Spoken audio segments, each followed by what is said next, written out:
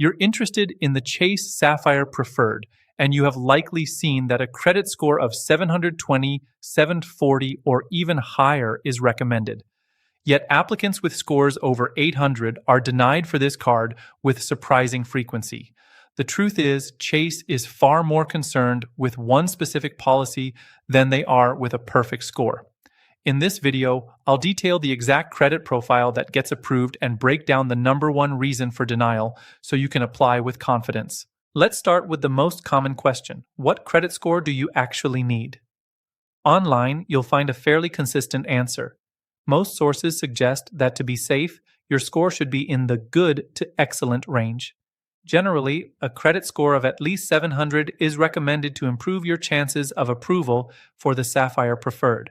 Some sources even state that a score of 690 is a reasonable minimum, but it is critical to understand that a high score is merely a baseline requirement. It's not a guarantee of approval. I have seen numerous reports from people with excellent scores who received an instant denial, leaving them to wonder what went wrong. This happens because Chase's decision-making process goes much deeper than that three-digit number.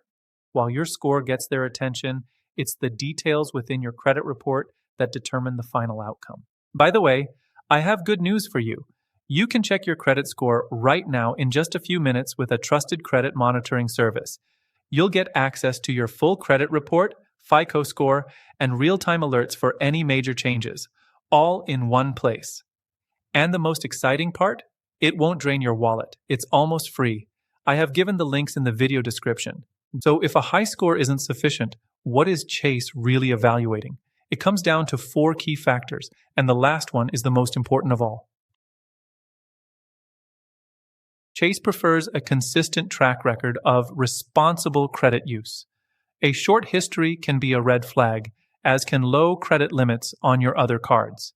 Since the Sapphire Preferred has a minimum $5,000 limit, Chase wants to see that other banks have already trusted you with similar credit lines.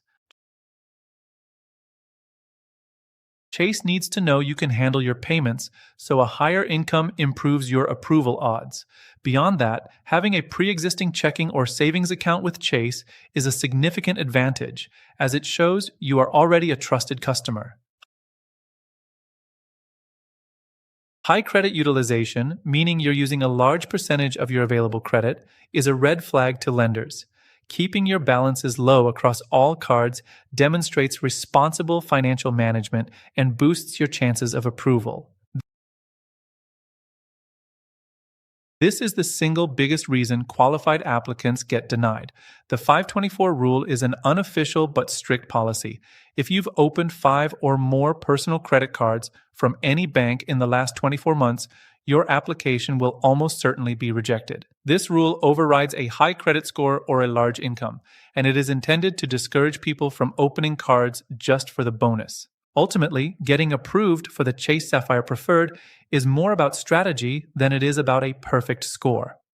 While you should aim for a score of 700 or higher, the true key is to understand and respect Chase's internal rules, especially the 524 rule.